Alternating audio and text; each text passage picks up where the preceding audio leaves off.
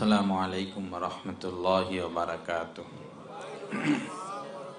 3 ভাগের 1 ভাগ পাগল অথবা আধা পাগল। দেখবেন মনে করেন রাস্তার পাশে গাছ একটা, তো গাছের সাথে হেলান দিবে আর এমনি পাঁচটা উঠাবে। এই আধা ঘন্টা, 1 ঘন্টা, 2 ঘন্টা কোথায় যে এমনি যে গেল গা, এই লোকের কি নাই, খবর নাই। কারণ কি, সুস্থ না অসুস্থ? অসুস্থ। ও আমার যুবক ভাইরা, ফেসবুক এটা তারা আবিষ্কার করছে এই কারণেই যে এই দেশে যেন ভালো শিক্ষিত লোক তৈরি না হয়। যেই ছেলে ডাক্তার হওয়ার স্বপ্ন দেখলো, সে যদি ফেসবুক ব্যবহার করে তার দ্বারা ডাক্তার হওয়া সম্ভব না।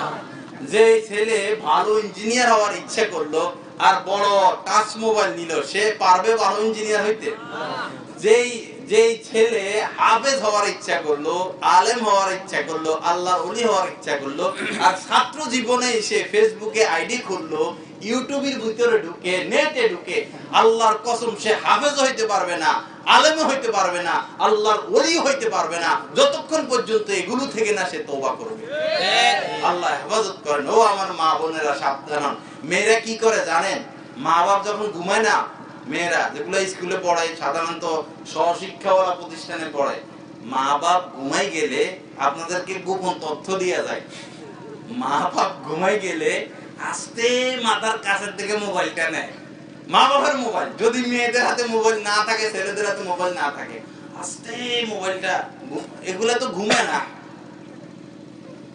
মা বাপ তো সারাদিন কাজ বাজ করছে, 8টা 9টা বাজে ঘুমাই যায়। আস্তে মাথার কাছ থেকে বা আলমারির উপরের থেকে মোবাইলটা নিয়ে দেয় মিস কল পোলার কাছে। এরপরে পোলায় দেয় কল, এরপরে বারান্দা যাইয়া, ঘরের পিছে যাইয়া, যেখানে যাওয়ার দরকার সেখানে যাইয়া বস। প্রথম তো কথাবার্তা কয় এরকম, এরপর কথা শেষ হওয়ার পরে আবার ওই মিস কল বা ডায়াল কল আবার কাইটে দেয়। মা বাপ যেন না বুঝে ডায়াল করছে বা মিস কল করছে, এগুলো কাইটে আবার শুধু শুধু মা বাপ বালিশের নিচে দিয়ে মোবাইলটা দিয়ে, কাম তো সারা গেছে, বস নিয়ে এসে শোয়া। আহা, মা বাপের খবর নাই। মা বাপের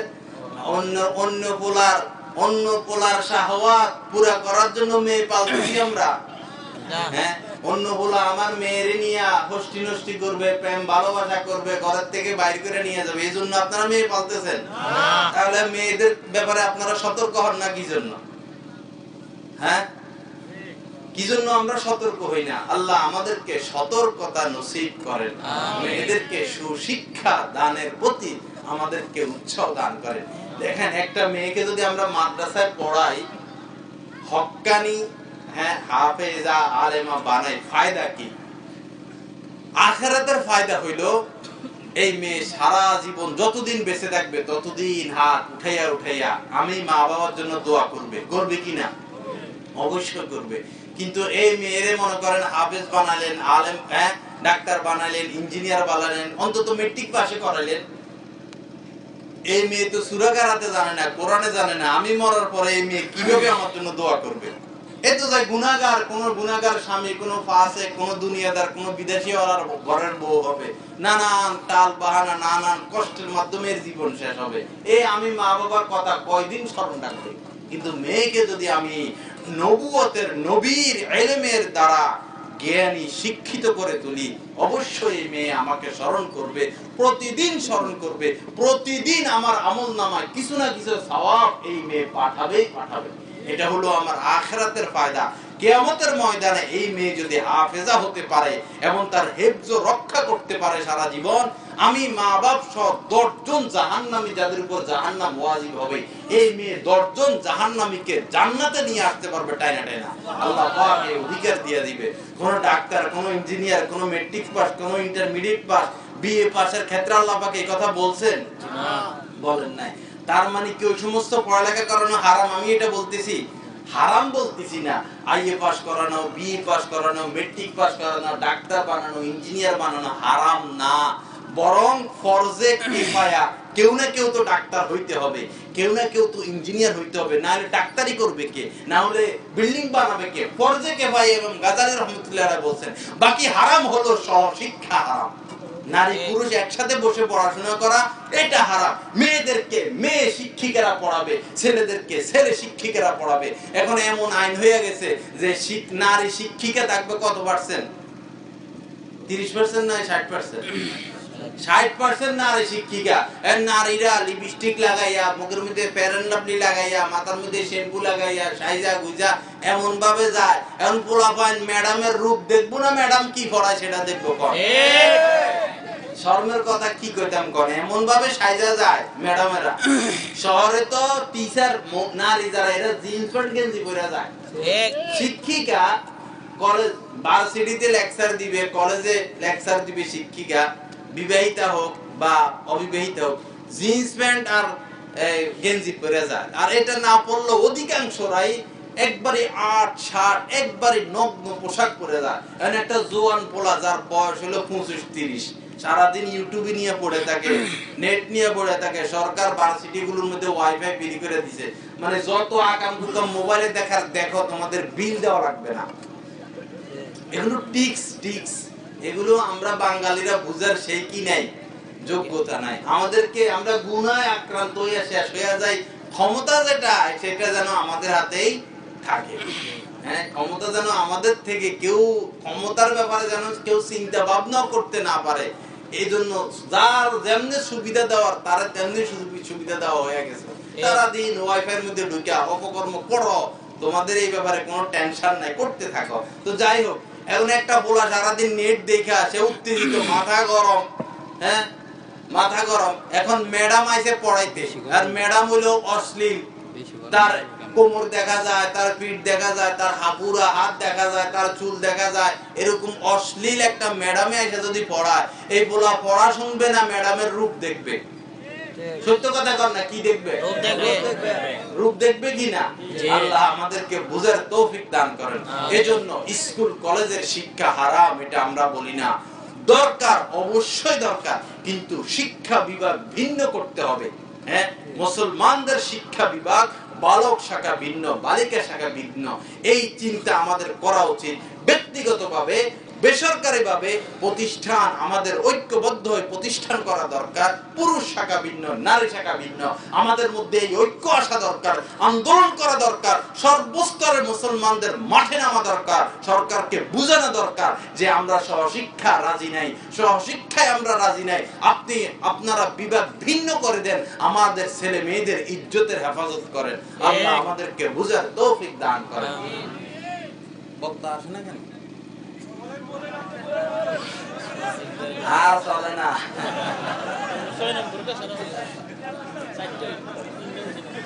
এন 50 মিনিট সেভ করছি, এন আরো হুজুর আসে না, হুজুর বক্তা নিয়ে আসেন, গাড়ি আর চলে না। আল্লাহ আমাদেরকে হেফাজত করেন, মাফ করেন। যাই হোক বাবা, আসুন আখেরাত, আমরা আখেরাত বোঝাই। আল্লাহর রাস্তে আমরা দল মত সব ছাড়া দিই। আমরা দেখেন কি দুশ্মনী, যে এক মনে করেন একজন আওয়ামী লীগ, একজন বিএনপি, এরা দুজন এক মায়ের পেটের ভাই, দল করে দুইটা। এদের মধ্যে কোনো মহব্বত আছে? পারলে একজন আরেকজনের চোখ বাইরে করে ফেলবে, এরকম অবস্থা। দল আমাদেরকে কত নিচে নিয়ে গেল। হ্যাঁ, দল আমাদেরকে, আমরা ছোটবেলায় 3 বন্ধু ছিলাম। ছোটবেলায় এত বন্ধুত্ব ছিল আমাদের মধ্যে, আল্লাহু আকবার। 3 জন সব সময় একসাথে থাকতাম। একটু বড় হওয়ার পরে এক বন্ধু চলে গেছে বিএনপির দিকে, এক বন্ধু চলে গেছে জামাত ইসলামের দিকে, আমি এটাও না হেটাও না, আমি গেছি আরেকটার দিকে। পরে এখন এমন হইলো যে এখন বন্ধুত্ব কি, এখন একজন আরেকজনকে পারি না রাত্রে যায় জবা কেটে দিতে। দলের মায়া আমাদেরকে কোথায় নিয়ে গেল। আমার এক আত্মীয়র মধ্যে, জানাশোনা আত্মীয়র মেয়ে বিবাহ দিবে, তো হেরা করে আমলিক। যে ছেলের কাছে বিবাহ দিবে এরা করে বিএনপি। এখন মেয়ের বাড়িতে আসতেছে, মেয়ের পক্ষ হলো কি আমলিকের পক্ষ। এরা গেট সাজাইছে, গেটের উপরে নৌকা একটা দিয়ে দিছে। এখন এরা কয় না আমরা এই গেট দিয়ে ঢুকবো না। আরে কি বিয়ে সাথে এইখানে মারামারি করবে। যাই হোক, অনেক বুঝে সুঝে ভিতরে আসছে। দুলা যে জায়গায় উঠে বসে স্টেজ একটা করে না, এরা কি করছে, স্টেজটা কইরা দুই মাথা দিয়ে কাপড় বাইরে করে নৌকা সিস্টেম করছে। এখন দুলা কয় আমি এই স্টেজে তো উঠবো না। এই নিয়ে ঝগড়া লাগিয়া বিবাহটা ভাঙ্গা মারামারি হইয়া শেষ।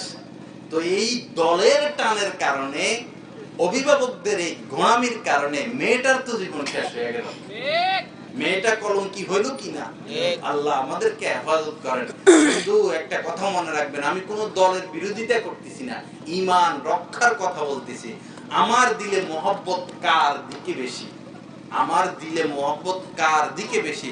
আল্লাহর পাকের দিকে, আল্লাহ রাসূলের দিকে বেশি, না আমার দলীয় লোকদের দিকে বেশি? এটা আমার বুঝতে হবে।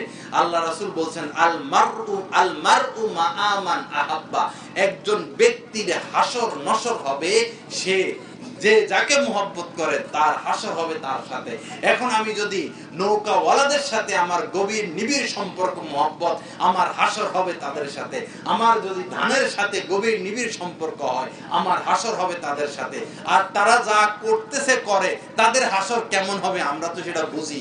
আল্লাহ আমাদেরকে বুঝার তৌফিক দান করেন। এই দিলে মহব্বত থাকবে রাসূলের প্রতি, এই দিলে মহব্বত থাকবে আল্লাহর প্রতি, এই দিলে মহব্বত থাকবে উলামায়ে কেরামের প্রতি। এক সাহাবী আল্লাহ রাসূলকে বলতেছে, ইয়া রাসূলুল্লাহ মাতাস সাআ, ইয়া রাসূলুল্লাহ কিয়ামত কবে হবে? আল্লাহ রাসূল বললেন, দুর্ভোগ তোমার, তুমি কিয়ামতের খবর নিতেছো, তুমি কিয়ামতের কি প্রস্তুতি নিয়েছো? সাহাবী বললেন, ইয়া রাসূলুল্লাহ প্রস্তুতি কিছু নিতে পারি নাই, কোনো আমল নাই, প্রস্তুতি কিছু নিতে পারি নাই, তবে আল্লাহ এবং তার রাসূলকে মহব্বত করি। সুবহানাল্লাহ। আল্লাহ রাসূল এই কথা শুনে এত খুশি হলেন। আল্লাহ রাসূল বললেন, আনতা মা'আমান আহবাবতা, তুমি যাকে মহব্বত করো তুমি তার সাথে থাকবা। সুবহানাল্লাহ। সেই জান্নাতে, সেই কিয়ামতের ময়দানে তুমি তার সাথে থাকবা। হাদিসে আসছে সাহাবারা ওই দিন এত খুশি হইছে, এই কথা শোনার পর এত খুশি হয়েছে, মুসলমান হওয়ার পর থেকে সাহাবারা কোনদিন এত বেশি খুশি আর হয় নাই। এখন আমি কাকে মহব্বত করি, আমি কাকে মহব্বত করি, আমার আজকেই পরীক্ষা নেওয়া উচিত। আমি যাকে মহব্বত করি, আমার দিলের টান যার দিকে, আমার কিয়ামতের ময়দানে আমার হাসর তার সাথেই হবে। এজন্য আসুন উলামায়ে কেরামকে মহব্বত করি, আল্লাহ তার রাসূলকে মহব্বত করে। আল্লাহ পাক আমাদেরকে বুঝা এবং আমল করার তৌফিক দান করেন। আমার বন্ধুরা, আমি যে বিষয়ে শুরুতেই আলোচনা করছিলাম, নজর হেফাজতের বিষয়, আমভাবে আমরা কুদৃষ্টিতে লিপ্ত। খুব কম মানুষ আছি আমরা সমাজে যে নজর হেফাজত করি। এই আমলের কথা আমরা ভুলে গেছি। ওজিফা ঠিকই আছে, অনেকে তাহাজ্জুদ পড়ে, অনেকে ইশরাক পড়ে, অনেকে লম্বা পাগি লাগা, অনেকে ফজর পড়ে, ইয়াসিন পড়ে, মাগরিব পড়ে, ওয়াকিয়া পড়ে, দান সদকা করতেছে, হজে যাইতেছে, মাসে 3 দিন লাগায়, বছরে 3 চিল্লা যায়, পীরের কাছে যায়, ওজিফা পালন করে, সব ঠিক আছে, কিন্তু নজর হেফাজতের কি নাই? খবর নাই। নজর হেফাজতের খবর নাই। এটা ফরজে আইন। নজর হেফাজত করা কি ফরজে আইন, নজর হেফাজত করতেই হবে। জিনাল আইনিয়া নজরু, আল্লাহ রাসূল বলেন চোখের জিনা হচ্ছে বেগানা নারীদের দেখে, বেগানা নারীকে দেখা চোখের জিনা হচ্ছে। আল্লাহ রাসূল বলেন ইন্না নাযারা সাহামুন মিন সাহামি ইবলিস মাসমুম মান তারাকাহা মাখাফাতি আবদালতুহু ঈমানান ইয়াজিদু হালাওয়াতাহু ফি কলবি। এই কুদৃষ্টি হচ্ছে, আল্লাহ পাক হাদিসে কুদসির মধ্যে বলেন, এই কুদৃষ্টি হচ্ছে শয়তানের বিষাক্ত তীর। শয়তান এই তীরের দ্বারা মানুষকে শিকার করে। আপনি সারা রাত তাহাজ্জুদ পড়লেন, যে নেক কামালেন, আল্লাহ পাক পর্যন্ত, যে পর্যন্ত আল্লাহ পাকের যে পর্যন্ত পৌঁছলেন, সকালবেলা মামির দিকে তাকালেন, সকালবেলা চাচের দিকে তাকালেন, সকালবেলা পত্রিকার কোন নারীর দিকে তাকাইলাম, সকালবেলা মোবাইলের কোন নারীর দিকে তাকাইলাম, মসজিদ থেকে বাইর হওয়ার পরে কোন মেয়ের দিকে নজর পড়লাম, আর পড়লাম, আল্লাহর কসম তাহাজ্জুদ পড়া যত যদি 1 মাইল সামনে অগ্রসর হই, এক কুদৃষ্টির দ্বারা কোটি কোটি মাইল নিচে আমি চলে গেলাম। কুদৃষ্টি এত মারাত্মক, এত মারাত্মক। মনে করেন অনেক বড় একটা পাহাড়, অনেক বড়, মনে করেন এক লোক স্বপ্ন মানে ইচ্ছা করলো যে আমি পাহাড়ের উপরে উঠবো, 10 কিলোমিটার পাহাড়ের উচ্চতা। সে পাহাড়ে উঠা শুরু করলো, পাহাড়ে উঠতে উঠতে উঠতে উঠতে উঠতে উঠতে 6 মাস 7 মাস পর্যন্ত সে পাহাড়ে উঠলো। ভাই অনেক লোক এখানে আসবে যাবে, আপনারা এদিক তাকালে তো আমি সোজা উঠে চলে যাবো। হ্যাঁ, আপনারা এদিক সেদিক তাকান কি জন্য? তো কষ্ট লাগে না? আপনাদের উদ্দেশ্যে কথা বলতেছি, ক্ষুধায় এখন পেট আর পিঠ এক হয়ে গেছে। এই এত কষ্ট করে কথা কই, যদি এই দিক তাকায় থাকেন আমার কাছে কষ্ট লাগে না? তো এই লোক পাহাড়ে উঠতেছে, উঠতে উঠতে 6 মাস পর্যন্ত পাহাড়ে উঠলো, কত কষ্ট। 6 মাস পাহাড়ে উঠার পর হঠাৎ সে উপরে বেখেয়ালে একটা ঢাল ধরলো, যে ঢালটা শুকনা ছিল। কাঁচা গাছের ঢাল ধরে ধরে উঠে না, বেচারা শুকনো একটা ঢাল ধরা, যখনই ঢাল ধরলো সাথে সাথে শুকনা ঢালটা ভাঙার পর তার নিচে আসতে কতক্ষণ লাগলো? উঠতে তো 6 মাস লাগছে, কাঁচা ঢাল ধরার পর নিচে আসতে তার কয় মিনিট লাগবে? 2 মিনিট 3 মিনিট। 2-3 মিনিটের মাথায় 6 মাসের রাস্তা সে 2-3 মাথায় কোথায় চলে আসলো? নিচে চলে আসলো। আমার বন্ধু, আমি হজ করলাম, উমরা করলাম, অনেক নেক কামাই করলাম, আমি চিল্লা লাগাইলাম, অনেক নেক কামাই করলাম, আমি পীর মুর্শিদের কাছে গেলাম, অনেক নেক কামাই করলাম, আমি 10 বছর যাবত ইবাদত বন্দেগী করতেছি, অনেক কামাই করলাম। এরই মধ্যে যদি একবার কোনো বেগানা নারীর দিকে তাকাই, এরই মধ্যে যদি একবার কোনো সুশ্রী যাদের দাড়ি আসে নাই, আকর্ষণীয় চেহারা সুশ্রী ছেলেদের দিকে তাকাই, তাহলে মুহূর্তের মধ্যে এই সমস্ত ইবাদত বন্দেগী সারখার শেষ হইয়া আমি কেমন যেন শূন্যের কোঠায় চলে আসলাম। যেরকম ওই লোকের ন্যায় যে 6 মাস পর্যন্ত তো পাহাড়ে উঠছিল, শুকনা ঢাল ধরার কারণে মুহূর্তে জমিনে চলে আসলো। এই লোক হাজার নেক আমল করার পর মাত্র একবার কুদৃষ্টি করার কারণে মুহূর্তের মধ্যে সে আগের শূন্যের কোঠায় চলে আসলো। এত কষ্ট করে আমরা আমল করি, এই জামানায় দাড়ি রাখা কত কষ্টের মেহনত, এই জামানায় টুপি পরা কত অপমানের বিষয় হয়ে গেছে, পাঞ্জাবি পরা কত অপমানের বিষয় হয়ে গেছে, কত কষ্ট মুজাহাদা করে আমরা দ্বীনের উপর আছি, সুন্নতের উপর আছি, কিন্তু কেবলমাত্র গুনাহের অভ্যাস থাকার কারণে, বিশেষ করে কুদৃষ্টির অভ্যাস থাকার কারণে, গীবতের অভ্যাস থাকার কারণে, পরনিন্দার অভ্যাস থাকার কারণে দলাদলি তাবলীগওয়ালারা পীরওয়ালাদেরকে দেখতে পারে না, পীরওয়ালারা তাবলীগওয়ালাদেরকে দেখতে পারে না, রাজনীতিওয়ালারা জিহাদওয়ালাদেরকে দেখতে পারে না, জিহাদওয়ালারা তাবলীগওয়ালাদেরকে দেখতে পারে না। এই যে একটা দলাদলি ভাগাভাগি, এই দলাদলি ভাগাভাগির এই মন মানসিকতার কারণে আমাদের ইখলাস নষ্ট হয়ে গেছে। আমরা কাজ করি শুধু আমাদের সংগঠনকে জিন্দা করার জন্য। আপনারা হিসাব করে দেখেন যারা তাবলীগের কাজ করে তারা কি আল্লাহর জন্য করতেছে না তাবলীগের লোক তাবলীগকে জয়যুক্ত করার জন্য? হ্যাঁ, অধিক হারে লোককে রাস্তা আল্লাহর রাস্তা বাইর করার জন্য কাজ করতেছেন, না ইখলাসের সাথে আল্লাহর জন্য করতেছেন? এটা নিজেকে প্রশ্ন করা উচিত। ইসলামী দল করি, ইসলামী দলের জন্য জীবন দিয়ে দিতেছি, আমি আল্লাহর জন্য ইসলামী দল করতেছি নাকি ইসলামী দল সংগঠিত হওয়ার জন্য করতেছি? আমার প্রশ্ন, আমার এটা বোঝা উচিত। ইখলাস আর নিয়্যা, ইন্নামাল আমালু বিন্নিয়াত, আল্লাহ পাক তো আমল গ্রহণ করবেন নিয়তের উপরে। আমি আল্লাহর জন্য করি না আমার সংগঠনের জন্য করি, এটা আমার বুঝতে হবে। আল্লাহ আমাদেরকে বুঝার তৌফিক দান করেন, সেটা অন্য অধ্যায়, সেদিকে আমি যাচ্ছি না। তো আসুন আমার বাবারা, আমরা গুনাহ থেকে বাঁচি, হাতে ধরে বলি, পায়ে ধরে বলি, গুনাহ এই পথে আমরা না যাই। এই জামানায় এই মুসলমানদের এই এত হততা বিভক্তর অবস্থায়, এই খারাপ পরিস্থিতিতে মুসলমান যদি আবার গুনাহ ত্যাগ করে, মুসলমান যদি আবার সুন্নতের উপর পড়ে, আল্লাহর কসম সেই উহুদে বদরে ফেরেশতারা এসে যেরকম সাহাবাদেরকে সাহায্য করেছিল, এই জামানায় আল্লাহ পাক ফেরেশতাদেরকে পাঠিয়ে আমাদেরকে সাহায্য করবেন, বিভিন্ন কাফেরদের উপরে আমাদেরকে জয়যুক্ত করবেন। সেই নিয়ামত, সেই বিভিন্ন ধরনের সাহায্য সহযোগিতা আল্লাহ পাক অব্যাহত রাখবেন যদি আমরা গুনাহ মুক্ত থাকতে পারি।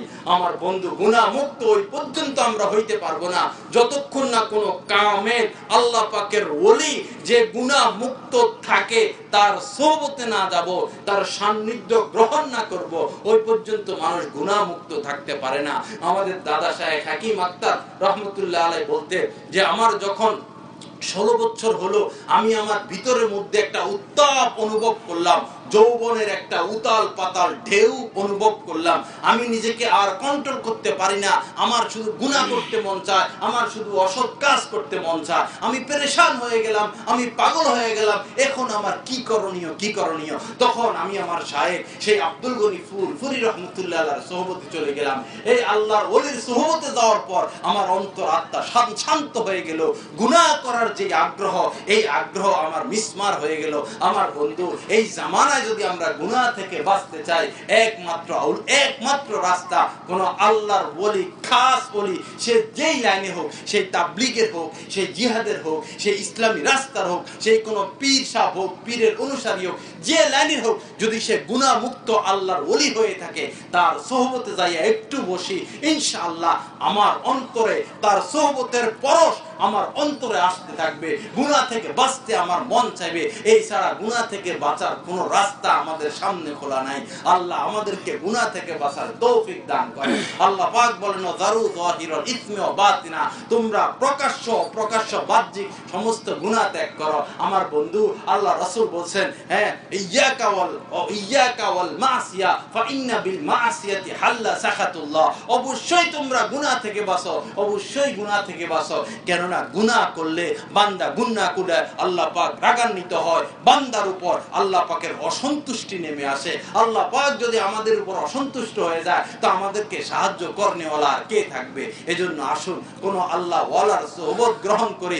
আল্লাহ ওয়ালার বয়ান করা জরুরি না, সে বসে রয়েছে, আমি সাথে যাইয়ে বসে থাকবো। এই বসে থাকার মধ্যে আল্লাহর কসম ফায়দা আছে। আগুন তো কথা বলতে পারে না, আগুনের সোহবতে গেলে গরম লাগে কিনা আমার ভাই? গরম লাগে।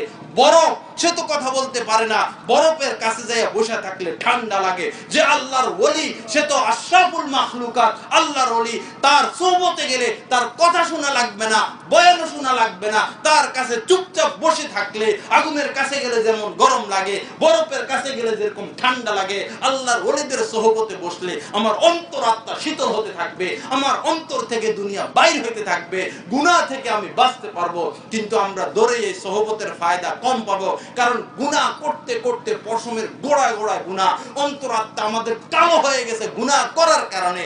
এজন্য সোহবতের আসরও আমাদের আস্তে আস্তে হবে। যে যত বড় পাপী তার ইসলাহ, তার চিকিৎসা একটু দেরিতে হবে। এজন্য আমরা সোহবত ত্যাগ না করি। যাকে ভালো লাগে, যেখানে ভালো লাগে, চরমোনায় ভালো লাগলে চরমোনায় যান। মুফতি জাফর সাহেব এই দেশে মেহনত করে, মুফতি জাফর সাহেবের সোহবতে যান। মুফতি চিশতি সাহেব এই এলাকায় আসে, উনার সোহবতে যান। মাওলানা ইসমাইল সাহেব আছে, উনার সোহবতে যান। যার কাছে ভালো লাগে, যদি আল্লাহর ওলি হয়, তার সোহবতে যাইয়া একটু বসেন, দেখবেন কি কোন জগতে আমি প্রবেশ করলাম। মুসলমান দলে দলে সোহবতের বিষয়টা ভুলে গেল। সেই নবীর যুগের সেই আমল, সাহাবারা বিভিন্ন জায়গায় বিক্ষিপ্ত থাকতেন, ঘরে ঘরে বাড়িতে থাকতেন। আল্লাহ রাসূল মসজিদে নামাজ পড়ানোর পর বসতেন, সাহাবারা বিভিন্ন দূর দূরান্ত থেকে আল্লাহ রাসূলের সোহবতে আসার জন্য ছুটে আসতো, বসে থাকতেন। হয়তো কখনো কথা বলতেন, কখনো চুপ করে বসে থাকতেন। তো সাহাবারা এই বসে সাহাবা হয়ে গেলেন। তাদের দিলের মধ্যে তাকওয়া চলে আসছিল। কিন্তু আজ সেই সোহবত আমরা ভুলে গেছি। আমরা কোনো আল্লাহ ওয়ালার সোহবতে না যাওয়ার কারণে গুনাহ থেকে বাঁচার হিম্মত আমাদের অর্জন হয় না। আল্লাহ আমাদের সকলকে আল্লাহ ওয়ালাদের সোহবত অর্জন করার তৌফিক দান করেন। আমাদের অন্তরে আত্মার 10টা রোগ আছে, ইমাম গাজালি রাহমাতুল্লাহ আলাইহি বলেন, এই আত্মার 10টা রোগের ইসলাহ করে নেওয়া, চিকিৎসা করে নেওয়া সকলের উপর ফরজে আইন। আল্লাহ ওয়ালাদের সোহবতে যাইয়া তাদেরকে বলে আমাদের আত্মার এই 10টা রোগের ইসলাহ করে, চিকিৎসা করে, এরপরে যেন আমরা মরতে পারি। আল্লাহ আমাদের সকলকে এই কথাগুলোর উপর আমল করার তৌফিক দান করেন। ওয়া আখির দাওয়ানা আলহামদুলিল্লাহি রাব্বিল আলামিন।